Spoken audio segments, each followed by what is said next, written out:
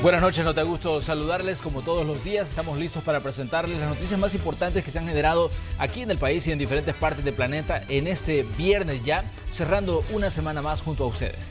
Muy buenas noches, qué gusto que nos acompañen. Vamos a iniciar con nuestros titulares. Y eso se lo dijimos, que más prórroga no hay. Las víctimas y los familiares de las víctimas necesitan tener una ley. En 7 días vence el plazo para que los diputados aprueben una nueva ley de reconciliación y la mayoría de congresistas no conocen el anteproyecto de la normativa que será sometida a votación la próxima semana. También le vamos a contar qué le espera a los 2 auditores de la Corte de Cuentas acusados de desvanecer irregularidades en la ejecución de la represa El Chaparral. Hoy enfrentaron la audiencia.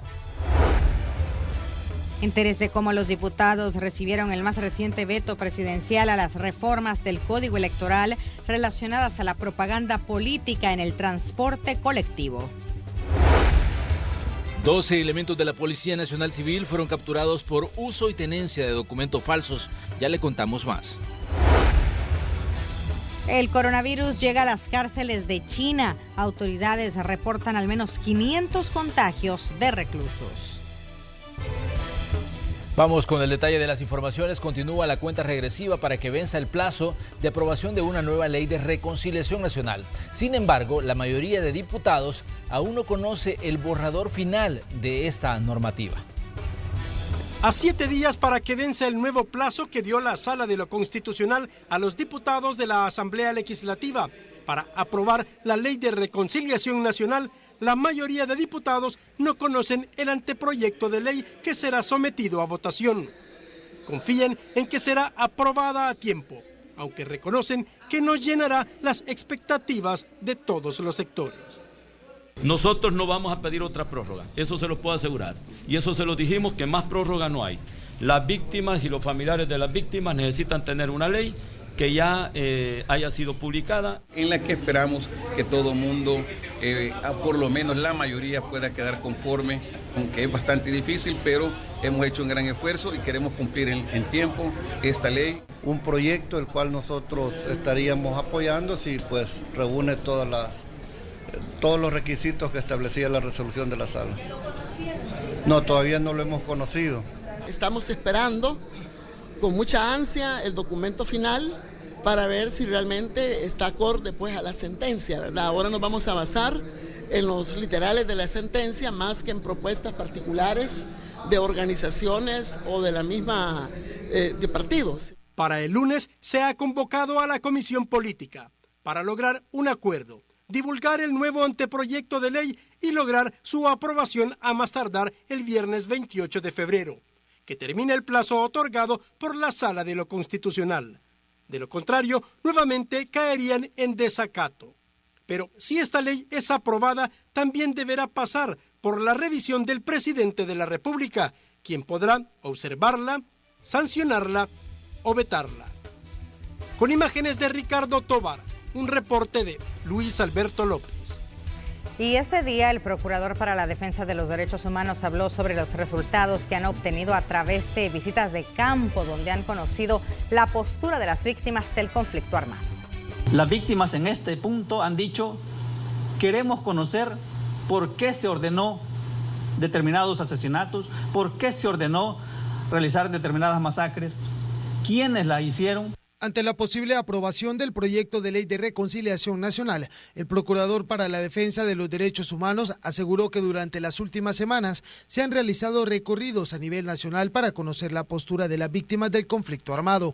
Agrega que los principales pilares que generen conformidad entre los afectados están el acceso a la verdad, reparación a las víctimas, acceso a la justicia y garantizar que los hechos no se vuelvan a repetir. Pero actualmente Apolonio Tobar sostiene que se desconoce qué se presentará la próxima semana.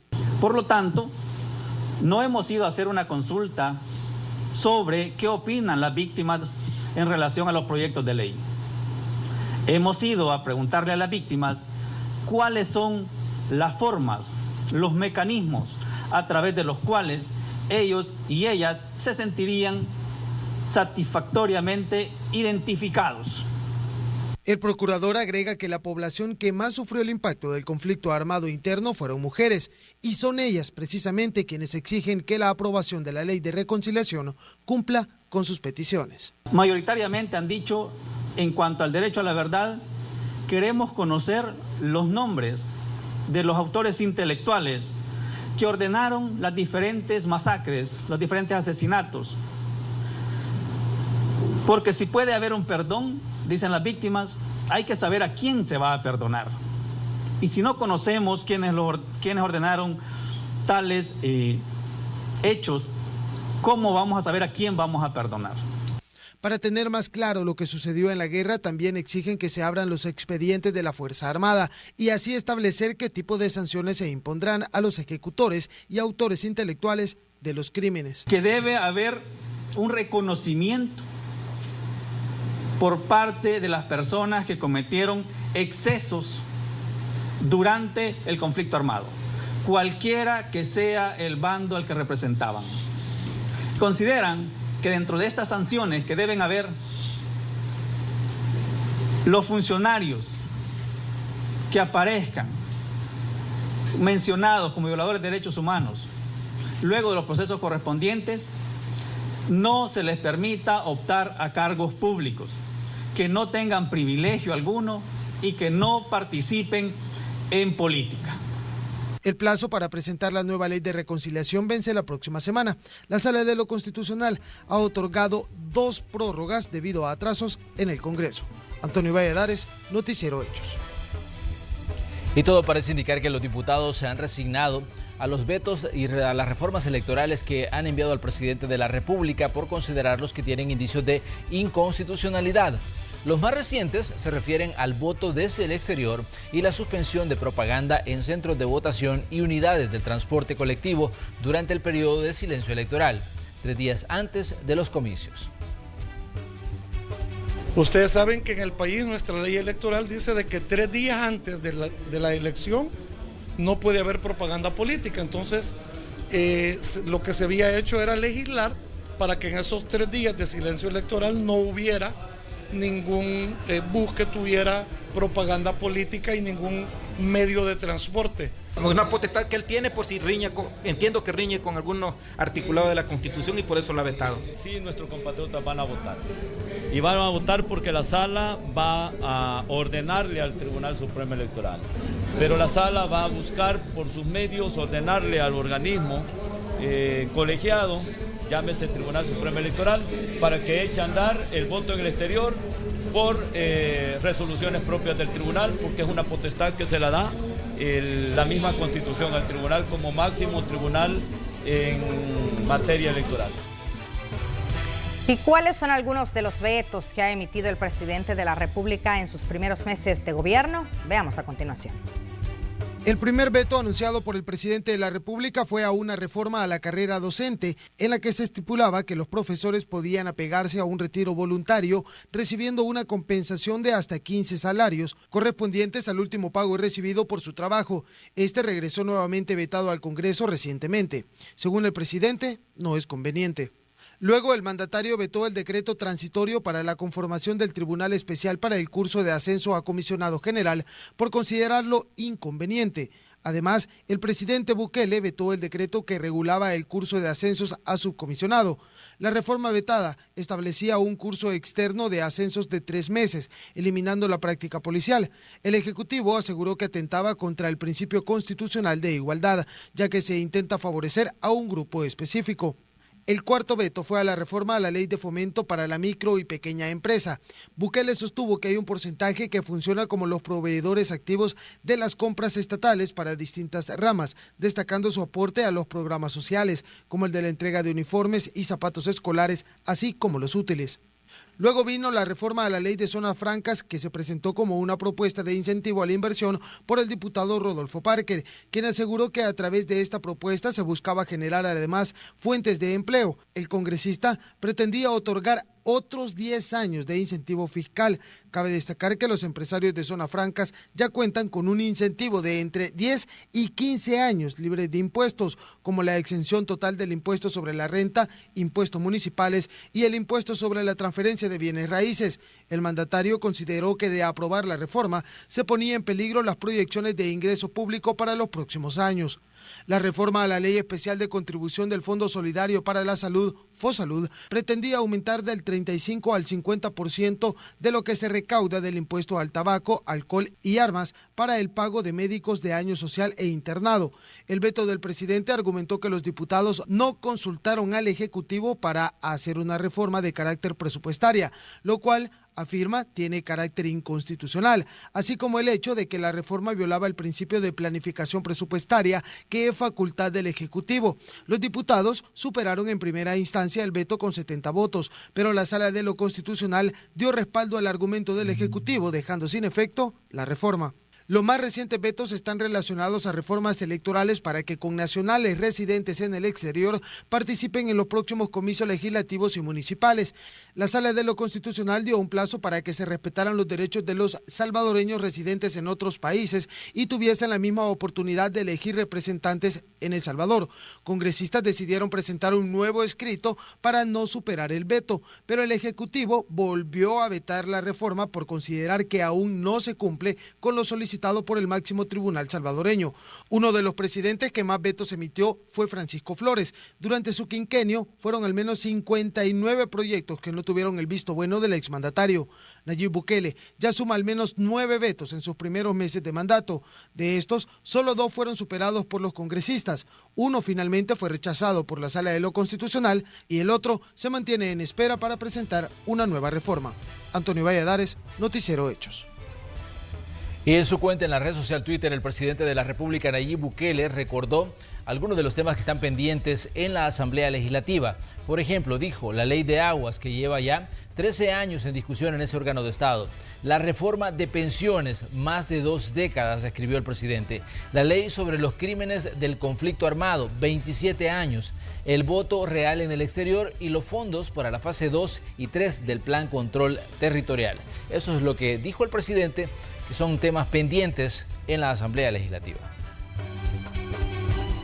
También contarles que el Sindicato de Trabajadores de la Asamblea Legislativa se mantiene en reducción de labores, denuncian violaciones a sus derechos. Esta mañana bloquearon el paso vehicular en la entrada principal, por lo que fue necesario la intervención de la Unidad del Mantenimiento del Orden. Llegaron con un solo objetivo: habilitar el acceso principal de la Asamblea Legislativa, que estaba obstaculizado por los vehículos de los trabajadores que pertenecen al sindicato y quienes desde esta semana se mantienen en reducción de labores, exigiendo el reinstalo de 4 personas que fueron despedidas desde el año pasado. Cuando el señor presidente de Junta Directiva era Norman Quijano, y le hicieron para meter otra gente que traía, y metí papeles a la corte, gané el caso en la corte. Les ordenaron que me reinstalaran inmediatamente y no lo quisieron hacer. Llevamos la nota y dijeron que por el momento no podían reinstalarme. Las negociaciones iniciaron entre la Policía Nacional Civil y los sindicalistas. Sin embargo, la decisión era en firme: no dejar pasar ningún vehículo al primer órgano del Estado. Estamos en un ejercicio legítimo de nuestros derechos, manifestándonos por nuestros compañeros. Por lo que la Policía Nacional Civil no esperó más y procedió a quitar un vehículo, imponer una esquela de 5714 y remitirlo al predio Changayo. Es un procedimiento normal y al parecer como que no andan las llaves de los vehículos, ¿verdad? Y no han mostrado la documentación que pide la ley, ¿verdad? Entonces se les va a imponer 2 esquelas, ¿verdad? Por estar obstaculizando la vía y por no mostrar la documentación, que al parecer por eso no querían mover los vehículos, porque andaban sin documentos, ¿verdad? Situación que no importó, pues los sindicalistas se mantuvieron en la zona exigiendo una mesa de diálogo con el presidente de la Asamblea Legislativa, además de declarar y que se haga justicia por supuestas plazas fantasmas dentro de este órgano de Estado. ¿Qué es lo que estamos pidiendo? Que nos reinstalen compañeros con salarios de $500, eso es todo lo que pedimos, y que saquen las plazas fantasmas. Ellos dicen que no tienen para reinstalar a nuestros compañeros, cuyas resoluciones son de la Sala de lo Constitucional, Pero qué extraño si con los 4 salarios de estos 4 compañeros no hacen uno de todas las plazas fantasmas que tienen aquí. Pero bueno, hagan lo que corresponda, nosotros nos vamos a quedar aquí.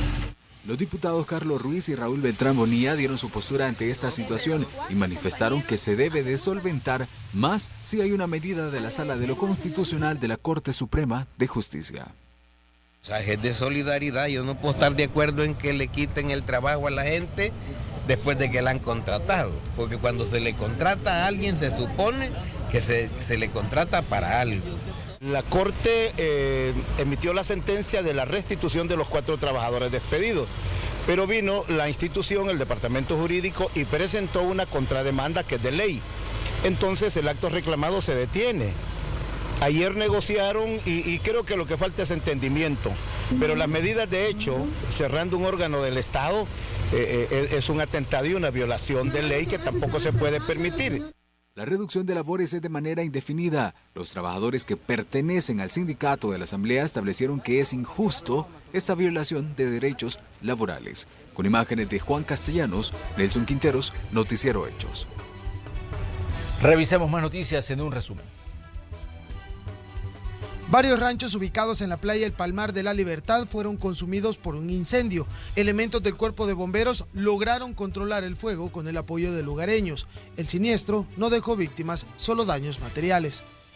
Un agente policial resultó lesionado después que una mujer impactara el vehículo que conducía a toda velocidad con la parte trasera de una patrulla en la intersección del Boulevard de los Héroes y la calle Sisimiles de San Salvador. Según autoridades, a la conductora se le realizó el alcotest y se detectaron 476 grados de alcohol en sangre, por lo que fue detenida. En Aguachapán fueron detenidas 3 personas por tenencia, portación y conducción ilegal o irresponsable de arma de fuego, así como de tenencia y uso indebido de traje y uniforme. Se trata de José Zarpate Hernández, de 30 años, Abner Hernández García, de 32 y Orlando Hernández, de 53. Siempre en Aguachapán se logró la captura de Santiago de la Paz Pérez, de 31 años, por amenazas, así como Marvin Hernández por violencia intrafamiliar. Y preste atención a lo siguiente. La Fiscalía General ordenó la captura de 12 miembros de la Policía Nacional Civil y un ex agente acusados de uso y tenencia de documentos falsos en diciembre del 2018. Autoridades del Instituto Salvadoreño del Seguro Social alertaron a las autoridades sobre irregularidades detectadas tanto en las firmas como en los sellos de incapacidades médicas. Y la Fiscalía General de la República informó sobre la captura del ginecólogo Herbert Roberto Vázquez Cardona, médico del Hospital Nacional San Bartolo en el municipio de Ilopango, quien está siendo acusado del delito de otras agresiones sexuales en perjuicio de una paciente.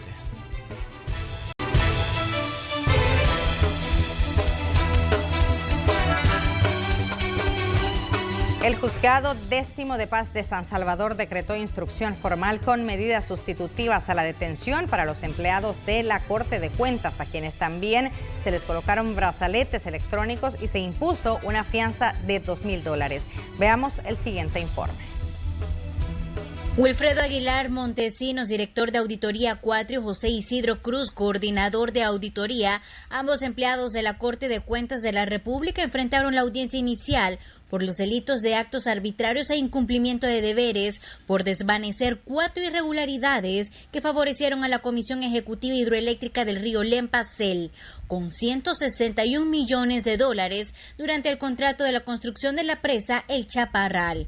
Durante este proceso estuvo la presidenta de la institución, Carmen Elena Rivas, en calidad de víctima. En el sentido de establecer mi función legal, que es precisamente eso, ¿verdad? Que cumplí el mandato legal que me corresponde. Yo les mencionaba, yo tengo que cumplir la ley, eso es lo que prometí cuando me juramentaron como presidenta de la Corte de Cuentas. En caso contrario, yo al tener conocimiento de una omisión o de una acción, recordemos que también cometemos delitos, cualquier ciudadano al tener ese conocimiento. Según el Ministerio Público, entre los hallazgos se encuentran el uso inadecuado de anticipos de fondos entregados para la construcción de la presa, el chaparral que involucró más de 16 millones de dólares, el atraso en la ejecución de la construcción de la central y la falta de documentación de respaldo para el pago del monto base para la negociación. En los actos arbitrarios que se le está acusando al imputado Montesinos es por el desvanecimiento de los 4 hallazgos en los cuales los auditores que hicieron la ejecución del examen especial, ellos decían que esos hallazgos se mantenían, sin embargo fueron desvanecidos al momento en que se entregó el informe final sin ninguna justificación legal pertinente. Para la abogada defensora, la acusación de la Fiscalía carece de fundamento y sostiene que las decisiones las tomaba el entonces presidente del ente contralor, Joel Valiente. En primer lugar, porque no se apuntan con claridad cuáles son los deberes que han sido incumplidos por parte de los auditores, sobre todo considerando que las decisiones las toma en ese momento y respecto de ese examen especial el presidente de aquella época, ¿verdad? En total son 6 hallazgos que se les atribuyen a los acusados. 2 de ellos caducaron por negligencia según la Fiscalía. Con imágenes e informe de Marcela Rivera. Y mientras eso pasaba al interior del tribunal, afuera, miembros del Sindicato de Trabajadores de la Corte de Cuentas de la República se concentraron frente al Centro Judicial Isidro Menéndez para mostrar su apoyo a los 2 empleados de la institución durante la audiencia inicial. Los sindicalistas pidieron que el proceso sea apegado a derecho. Instamos a la Fiscalía General de la República a que oriente, investigue a otros niveles, ya que consideramos que quienes deben dar la cara ante estos hechos son los presidentes y magistrados de periodos anteriores.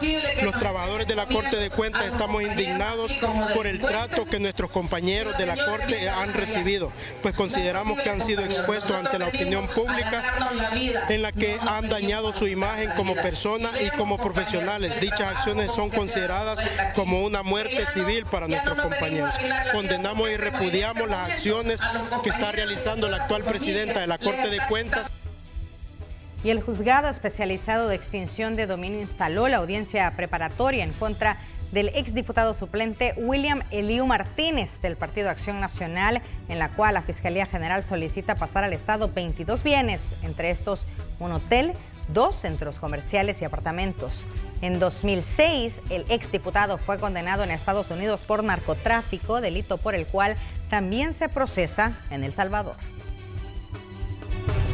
Esa es la actividad entonces que impera, actividad ilícita que impera y tiene cabida en la ley de extinción de dominios para determinar que los bienes que tiene en su titularidad, que son en 22 en total, fueron producto indirecto de dicha actividad, en virtud que en esa temporalidad en la que adquirió bienes no tiene o no tenía fuentes lícitas conocidas que permitan inferir razonablemente que provienen de fuentes lícitas. Muy por el contrario, provienen indirectamente de la actividad de narcotráfico.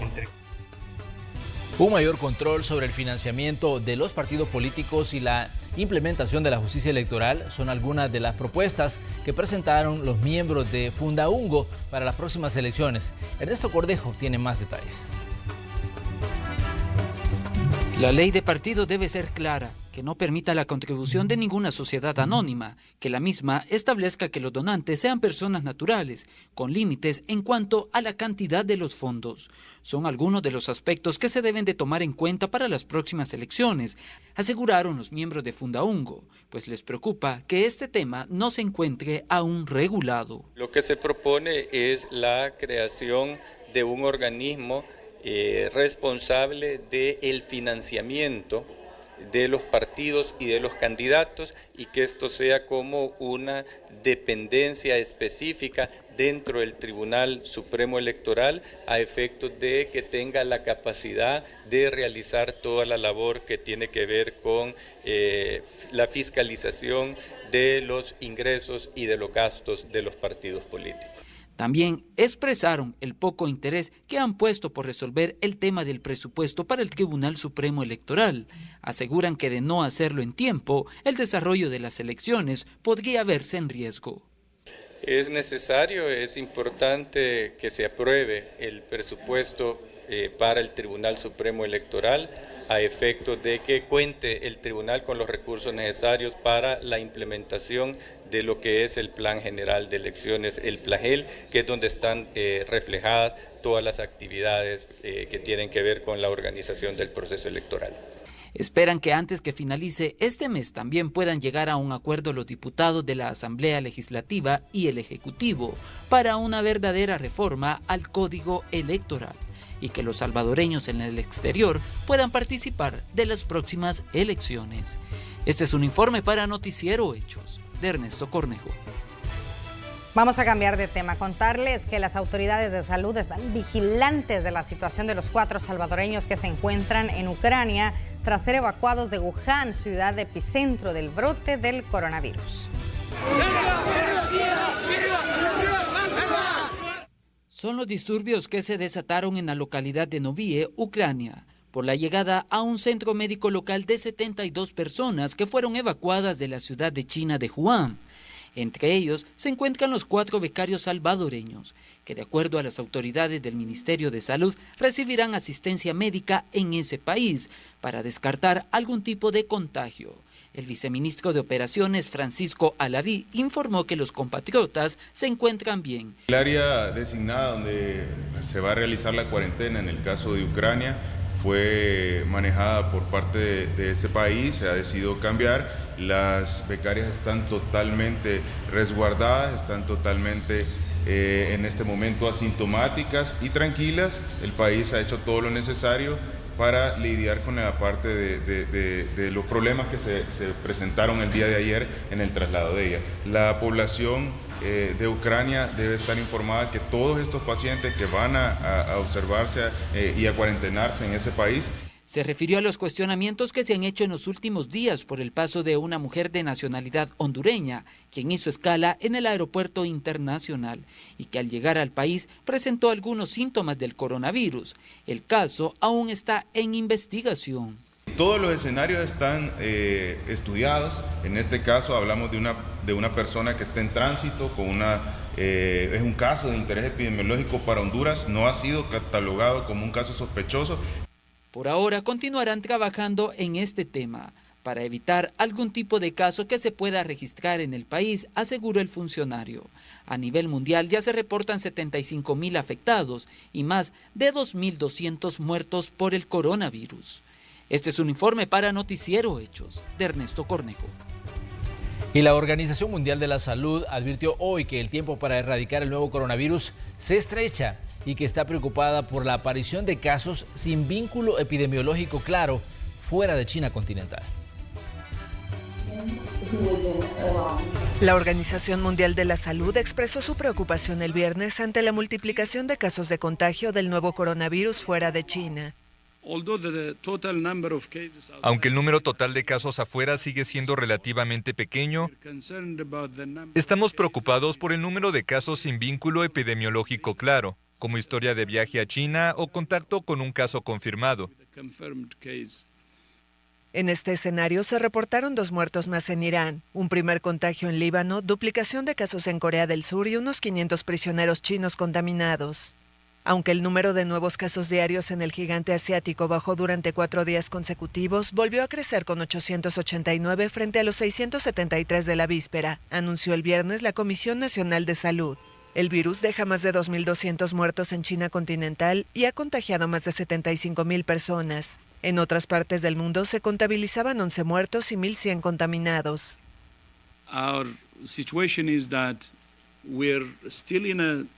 Nuestra situación es que seguimos en una fase en la que la contención es posible con una ventana de oportunidad que se hace estrecha.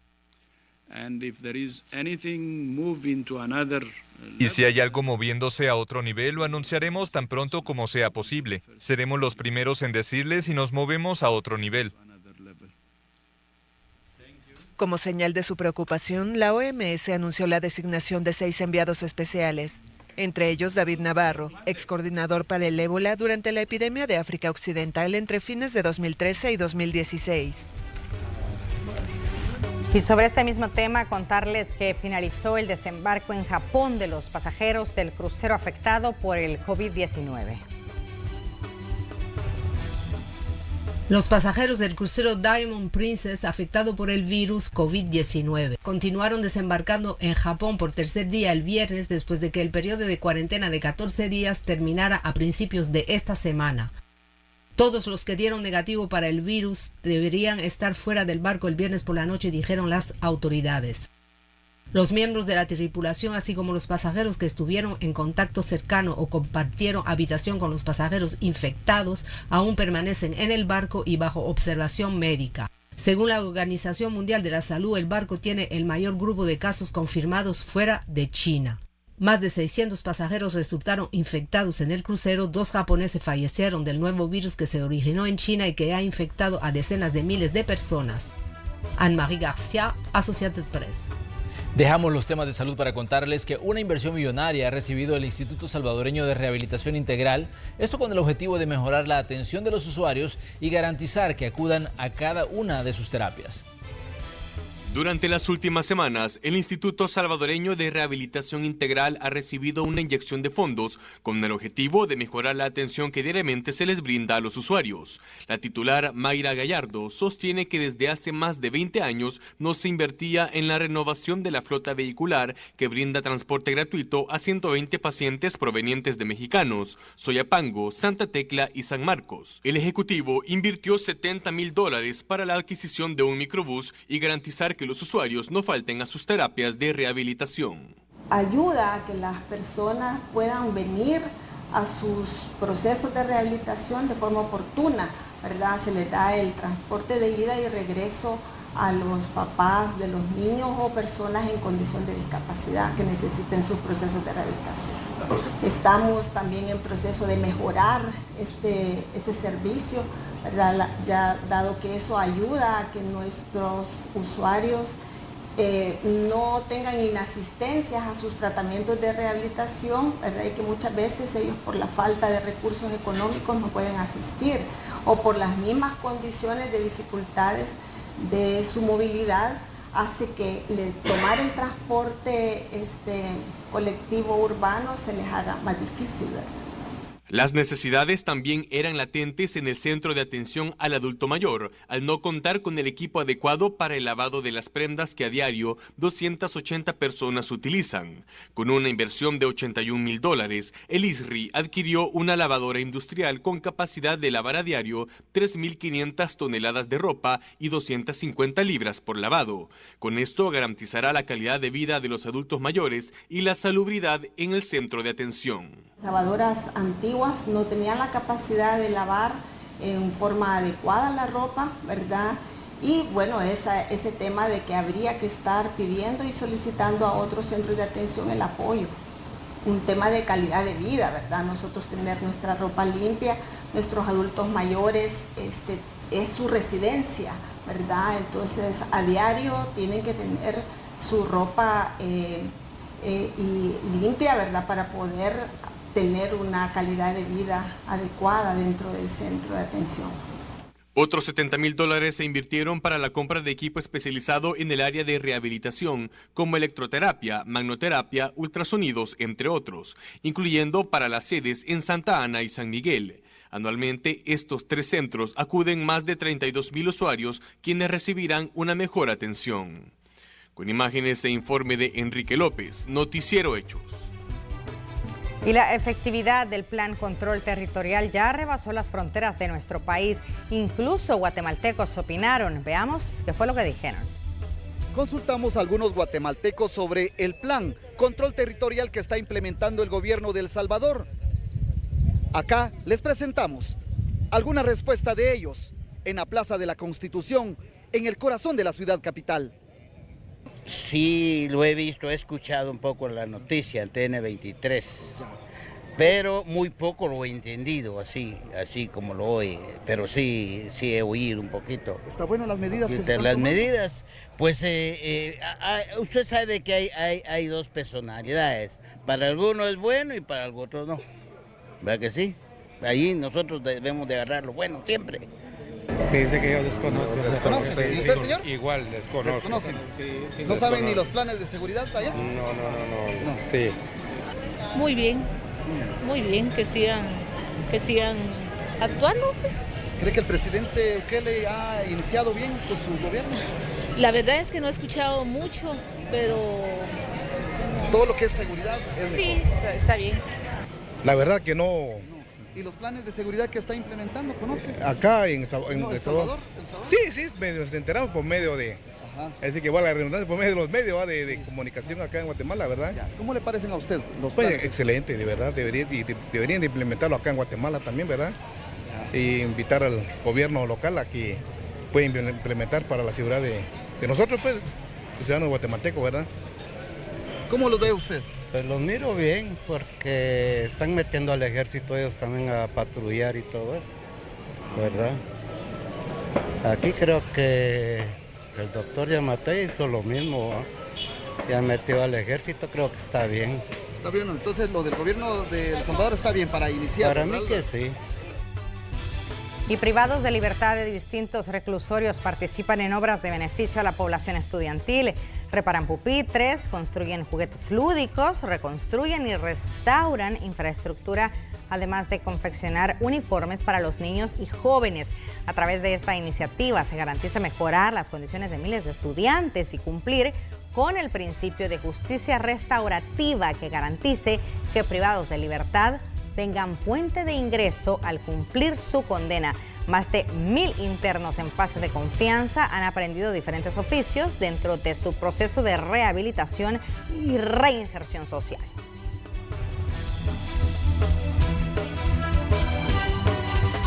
Y en la zona occidental del país se busca crear un proyecto turístico que podría generar por lo menos 300 empleos para habitantes de ese sector del país. Pero una rectificación municipal lo tiene en pausa. ¿De qué estamos hablando? Veamos a continuación. 17 manzanas de terreno, pero solo 4 serán las que se utilizarán para construir el condominio turístico recreativo Hotel y Vivienda Etapa 2, ubicado en Hacienda Aguacaliente, Cantón Planes de la Laguna, específicamente en el Cerro Afate del lago de Coatepeque, Santa Ana. Se adapta al medio ambiente sin alterar los ecosistemas y pudiendo respetar la flora y fauna del hábitat para que pueda haber una coexistencia. En ningún momento se va a buscar ningún tipo de deforestación, sino que al contrario, el proyecto va a tener un 80% de áreas verdes y zonas protegidas. Un proyecto ecoamigable que tiene una inversión de $20 millones, con el que se espera se genere un total de 300 empleos para los habitantes de la zona. El proyecto va a tener el más alto estándar de construcción ecológico que se haya visto en el país. Realmente va a ser un proyecto visionario para mostrar cómo realmente se debe de compaginar el medio ambiente con los desarrollos habitacionales. Sin embargo, esta situación está paralizada desde hace 15 días por una ratificación de permiso que solicitó la Alcaldía de Santa Ana al Ministerio de Medio Ambiente y Recursos Naturales. La Sociedad Desarrollos Agua Caliente, SADCB, informó que el permiso lo obtuvieron por parte de las autoridades ambientales desde enero de 2019. El permiso del Ministerio de Medio Ambiente está vigente, está vivo, no tenemos que solicitarlo. En el año 2019, el año pasado, el Ministerio de Medio Ambiente nos dijo no a la ampliación que estábamos pidiendo del proyecto, pero que el permiso continuaba vigente tal y como estaba en el 2008. Se mantenía íntegro en su condición. El permiso está vigente, nos cambió el nombre en esa resolución del proyecto y también nos aceptó la fianza de $31,000 que está otorgada. Los más afectados son los trabajadores, pues con las obras de construcción llevaban el sustento diario a sus familias. Sin embargo, se mantienen en el terreno de donde se construirá este ambicioso proyecto ecoamigable hasta que las autoridades den luz verde. Afecta mucho en la forma económica, porque aquí vemos más de 25 familias que tienen ingresos gracias al trabajo que se estaba efectuando, pero hoy que se suspenden las labores, obviamente las familias que estaban en ese punto obteniendo ingresos, en estos momentos algunos están buscando, otros es algo temporal, pero al final siempre perjudica en el pan de cada día de estas 25 familias. El proyecto se estimaba que finalizaría en un plazo de 1 año y medio. Los representantes aclararon que lo único que buscan es el desarrollo local de la mano con el medio ambiente y que de ninguna manera buscan privatizar el lago de Coatepeque. Con imágenes de Juan Castellanos, Nelson Quinteros, Noticiero Hechos.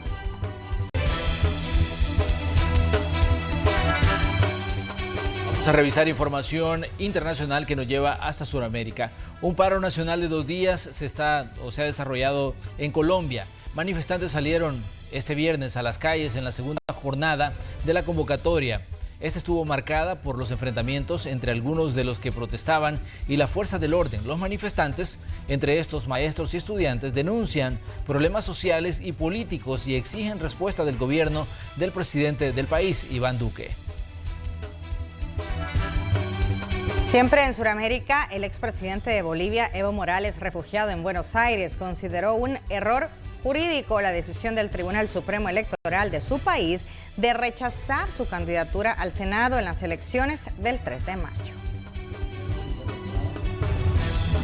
El expresidente boliviano Evo Morales, refugiado en Argentina, reaccionó el viernes a su inhabilitación como candidato a senador en las elecciones del 3 de mayo. Y ahora me inhabilitan como candidato a senador. No respetan la ley electoral, menos una sentencia constitucional. Esta inhabilitación es otro error jurídico. Morales aspiraba a una banca en el Senado por el departamento de Cochabamba, pero el Tribunal Supremo Electoral señaló que no cumple con el requisito de la residencia permanente en los últimos 2 años en esa región. Durante los casi 14 años en los que fue presidente, Morales vivió en La Paz. Esa inhabilitación a Evo, en especial, es un atentado a la democracia o tienen miedo a la democracia finalmente. Morales renunció a la presidencia en noviembre pasado tras un cuestionado triunfo electoral, en el que observadores extranjeros detectaron irregularidades. El candidato de su partido, Luis Arce, es quien encabeza la intención de voto rumbo a los comicios de mayo, con el 31,6% según los últimos sondeos. La comunidad de la inteligencia de Estados Unidos advirtió a un grupo de congresistas de que Rusia ya estaría tomando medidas para interferir en las elecciones presidenciales de noviembre de este 2020. Esto con el objetivo de ayudar al presidente Donald Trump a ganar un segundo mandato. Según filtraron 2 medios locales, esto es una realidad, pero ¿en qué se basan? Escuchemos. La sombra de Rusia vuelve a asomar en las elecciones estadounidenses. Ahora el Kremlin busca presuntamente beneficiar al actual presidente, a Donald Trump, en los comicios de noviembre. Según CNN y The New York Times, la semana pasada funcionarios de inteligencia advirtieron de ello a legisladores de la Cámara de Representantes, donde la oposición demócrata es mayoría. Al parecer, la Dirección Nacional de Inteligencia señaló que los esfuerzos rusos por interferir en las presidenciales incluyen hackeo, intervención en redes sociales a través de noticias falsas y ataques a la infraestructura electoral del país. Donald Trump no tardó en reaccionar a través de un tuit en el que acusa a los demócratas en el Congreso de estar creando otra campaña de desinformación. En la misma línea se mostró la Comisión de Supervisión Republicana de la Cámara de Representantes también a través de Twitter. El presidente tildó también de farsas la trama rusa de 2016 y más recientemente el juicio político contra su persona que impulsó precisamente la mayoría demócrata de la Cámara de Representantes. Todo esto coincide con la salida temprana del director interino de Inteligencia Nacional. El mandatario nombró a su reemplazo de manera interina también. Sin embargo, la administración ha negado que la decisión de Trump esté relacionada con la reunión con los legisladores. Bricio Segovia, Voz de América, Washington. Y un histórico acuerdo de paz podría ser alcanzado entre Estados Unidos y los talibanes, esto en Afganistán. Después de casi 20 años de conflicto, este viernes empezó una reducción de la violencia en este país, como antesala para lograr el pacto.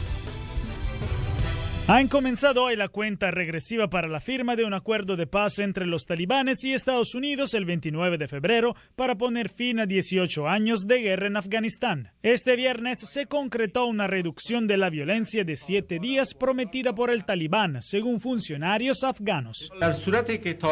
Si los talibanes nos atacan durante el periodo de reducción de la violencia, las fuerzas de seguridad afganas se defenderán firmemente y las fuerzas de apoyo resuelto estarán con nosotros para responder a esos ataques talibanes. Un portavoz de los talibanes dijo que ambas partes también harían arreglos para la liberación de prisioneros. El secretario de Estado Mike Pompeo afirmó que las partes han mantenido conversaciones para organizar un nuevo acuerdo político en Afganistán. El objetivo sería llegar a un alto el fuego permanente y finalmente reducir la presencia militar estadounidense en el país en 18 meses después de casi 2 décadas. Este es un paso importante en un largo camino hacia la paz y pido a todos los afganos que aprovechen esta oportunidad. Si la violencia se reduce en estos días, el acuerdo se firmará en Doha, Qatar. Después empezarán las negociaciones entre los talibanes y las autoridades afganas. Los insurgentes se han negado previamente a hablar directamente con el gobierno en Kabul. Jacopo Luzzi, Voz de América. Construyamos juntos nuestros sueños, construyamos desarrollo. Ya puedes encontrar el Super Cemento en El Salvador. Cemento regional, pide ya el tuyo al 2240-9900. Con esta información vamos a una pausa comercial y ya volvemos.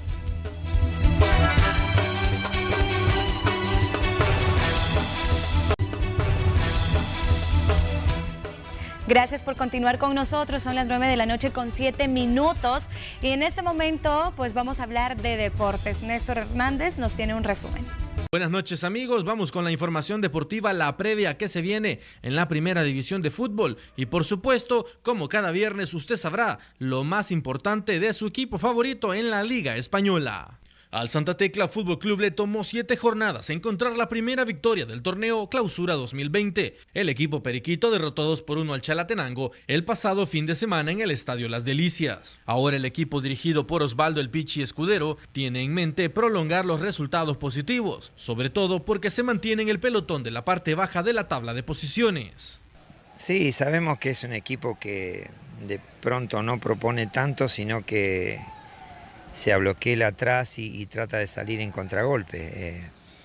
Nosotros no podemos dejar de hacer nuestro fútbol, que es atacar y tratar de tener la pelota. Así que vamos a ir a tratar de crear situaciones y las pocas que tengamos o situaciones que provoquemos hay que aprovecharlas. Y cuidándonos atrás de la contra porque sabemos que tiene muy buenos jugadores rápidos, jugadores que definen bien, que están pasando un buen momento y ellos aplican su estrategia al sacrificio, así que nosotros también debemos poner mucho sacrificio para sacar este partido. El Santa Tecla, acostumbrado a las instancias finales, a los partidos decisivos, a ser protagonista en la primera división de fútbol. Sin embargo, tras la salida de varios de sus jugadores claves, tras finalizar el torneo anterior, el equipo busca consolidar la idea de Escudero, un entrenador que ya estuvo en 2 ocasiones previas. En una de ellas consiguió el primer título del equipo periquito en la primera división. Sus jugadores lo respaldan y saben que deben mejorar varios aspectos para encontrar la regularidad en el torneo. Sí, obviamente cuando tenés este tipo de rachas quizás es difícil sacar un resultado abultado, pero bueno, lo importante era ganar y obviamente eso te da confianza y tranquilidad para encarar la semana de otra manera. Ojalá contra el vencedor todas las ocasiones que podamos tener las podamos convertir, ser eficaz y obviamente también mantener la solidez en la parte defensiva. Yo creo que el grupo ya se está compactando, se está agarrando más la idea de que quiere el cuerpo técnico y obviamente el domingo esperemos que no sea la excepción para obviamente poder traer un resultado positivo, como te decía, y obviamente ya mantener un puesto de clasificación. Sí, la verdad que es un torneo bastante intenso, cualquiera le gana a cualquiera, obviamente que tenés que ya empezar a sumar porque obviamente ya a partir de la segunda vuelta se van a empezar a despegar los equipos, entonces era para nosotros importante obtener esta victoria contra el Chalatenango. No, la verdad no, el profe confía mucho en nosotros y nosotros confiamos en él, la verdad hemos congeniado bien en la idea del juego del profe y pues esperamos seguir así para obtener resultados positivos en todo el torneo. Sí, analizando la tabla sabemos que hay muchos equipos con 6 puntos, igual con un gane te puedes poner en 8º o 5º lugar, igual perdés, te vas al último lugar, pero nosotros sabemos que eso puede pasar en cualquier momento y la meta de nosotros es seguir constantes, sacando buenos resultados y escalar en la tabla. Santa Tecla visitará el estadio Sergio Torres Rivera de Usulután para enfrentar a El Vencedor en un partido que cerrará la jornada número 8 de la primera división, a disputarse a las 3:30 de la tarde con precios para los aficionados de $5 y $10. Esta jornada tendrá 5 duelos en día sábado. Por ejemplo, tendrá el partido en el estadio Gregorio Martínez a las 6:30 de la tarde entre el equipo Chalatenango en contra del Independiente de San Vicente, con precios de $4, $6 y $10. Luego en el estadio Ana Mercedes Campos de Sonsonate, el equipo cocotero enfrente tendrá a los Cucheros de Municipal Limeño, precios de $5 y $7. En el estadio Jorge Suárez Landaverde habrá derbi de Santa Ana, el Isidro Metapán en contra de Club Deportivo FAS, precios de $5, $10 y $15.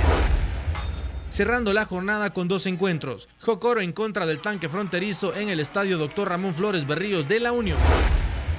Y los Salvos ante los emplumados Negro Naranjas de San Miguel a las 7 de la noche en el estadio Cuscatlán, para cerrar la jornada número 8 en este certamen.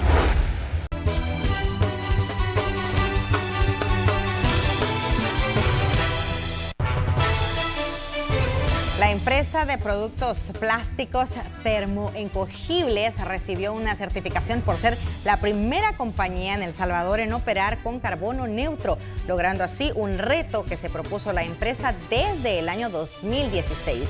Jennifer Flores nos cuenta más en la sección Hechos RSE. Es la planta de reciclado más grande y moderna de Centroamérica. Desde aquí, la empresa procesa 39 millones de libras de plástico. Nosotros estamos integrados con la cadena de recicladores del país. Nos traen acá todo lo que es película flexible, bolsas plásticas, pajillas, tapones, algunos tipos de plásticos rígidos también los podemos reciclar acá. El proceso inicia con el trabajo de estos hombres, quienes colocan el plástico ya clasificado en estas bandas. Tras varios pasos, el material termina en resina plástica, con el fin de que sea utilizado nuevamente. Y ese material se ocupa para producir nueva película plástica. Las grandes marcas que quieren apostarle a la descarbonización o a la economía circular van a ocupar este tipo de resinas para sus empaques. Se pueden hacer bolsas, se pueden hacer exactamente los mismos que entran, se pueden hacer a partir del producto que sale.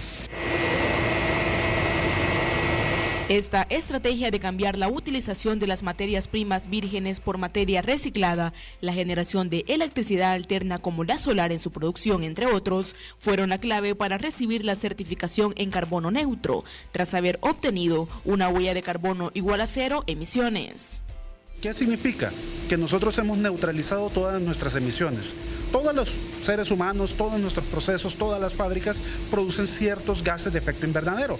Entonces, lo que hicimos nosotros fue medir cuántos son esos gases de efecto invernadero que producimos y encontramos maneras de reducirlos y de compensar la diferencia, o sea, con proyectos de arborización, con proyectos de reforestación. Esto significa que Termoencogibles neutralizó la emisión de sus gases de efecto invernadero, por lo que contribuye directamente a bajar el calentamiento global. Durante 4 años, la empresa realizó inventarios registrando la cantidad de gases invernaderos emitidos y las fuentes de emisión. De igual forma, se realizaron esfuerzos para reducir esas emisiones. Ser los pioneros en el país requirió mucha investigación y encontrar de qué manera podíamos hacerlo esto, y nos la entrega Incoltec, que es una firma colombiana especialista en temas de certificación. El siguiente objetivo claro para la compañía es llegar a 0 desechos, es decir, 0 basura, y solo podrán lograrlo siendo más eficientes en sus procesos y, por supuesto, con el reciclaje y manejo de todos los desechos. Así lo explicó Rodrigo Samayoa, gerente de asuntos corporativos. Vamos a incrementar nuestra meta de reciclaje, vamos a invertir y a hacer más eficientes en el uso de nuestros recursos, y además de eso vamos a encontrar nuevas formas de cómo convertir desechos en energía. Con todo eso, la empresa ha sido merecedora de constantes reconocimientos, debido a que basa la operación de su negocio en 4 pilares: operaciones eficientes, empaques ecoamigables, comunidades sostenibles y compromiso compartido. También les comentamos que del 7 al 9 de febrero el Ejecutivo implementó la iniciativa denominada Reto Recicla, con el objetivo de recuperar las botellas distribuidas durante la crisis de agua que se registró en San Salvador. La respuesta de la población fue masiva, logrando superar la meta. El periodista Enrique López tiene las imágenes. Reto Recicla es una iniciativa del Ejecutivo creada con el objetivo de reciclar 3 millones de botellas plásticas, es decir, el doble de las entregadas durante la crisis hídrica en el área metropolitana de San Salvador.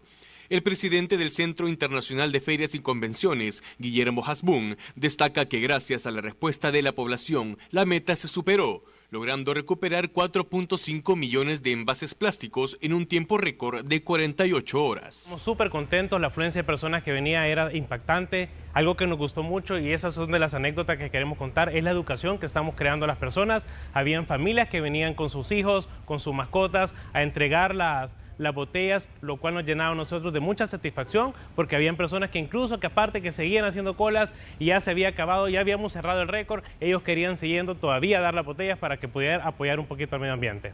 El gobierno destinó $150.000 para la actividad, pero debido a la gran afluencia de salvadoreños, la inversión se elevó a $222.000, provenientes del Fondo de Compensación Ambiental del FONAES. El incentivo económico consistió en entregar 5 centavos de dólar por botella.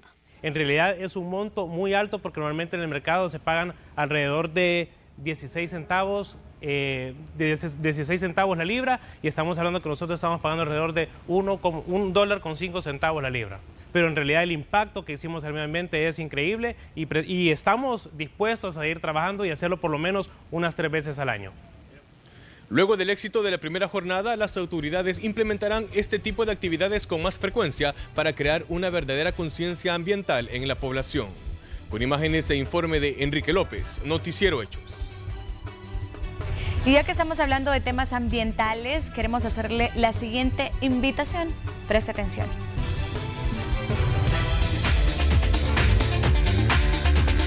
La Asociación Salvadoreña de la Industria de Plástico, ASIPLASTIC, a través de su comité ecológico Ecoamigos, te invita a participar en la 10ª edición del evento Intercambia, la cual se realizará este sábado 22 de febrero a partir de las 9 de la mañana en las instalaciones del Parque Cuscatlán.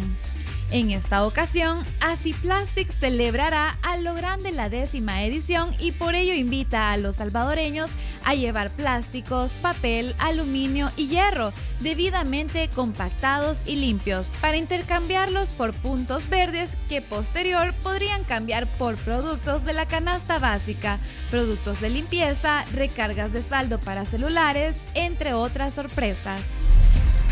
Integral, enfocada en promover el progreso y desarrollo sostenible de los empresarios de la micro y pequeña empresa de El Salvador y teniendo siempre al cliente como eje central de sus operaciones, reafirma su compromiso como una institución financiera que practica y promueve hacer banca con valores en El Salvador.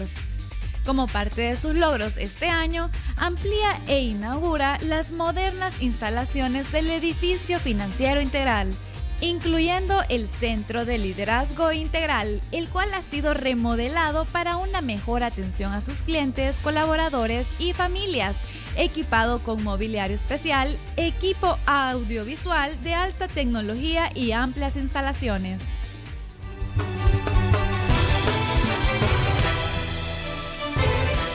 Más información, Protección Civil ha emitido un aviso sobre el aumento de la actividad del volcán de San Miguel con base al informe especial número 1 duplicado o publicado por el Ministerio de Medio Ambiente y Recursos Naturales, que señala que el incremento en la actividad del coloso se presenta con explosiones internas que han aumentado el tamaño de los sismos no sentidos. Se recomienda a la población de los municipios de San Miguel, El Tránsito, San Rafael Oriente, San Jorge y Chinameca que deben mantenerse atentos e informarse sobre el comportamiento de la actividad de este volcán. Y en San Miguel, al menos 5 manzanas de cultivo de maíz fueron consumidas por un incendio en la carretera litoral kilómetro 121. Después de varias horas de intenso trabajo, el cuerpo de bomberos logró controlar el fuego que inició mientras funcionaba una máquina desgranadora. El siniestro no dejó víctimas.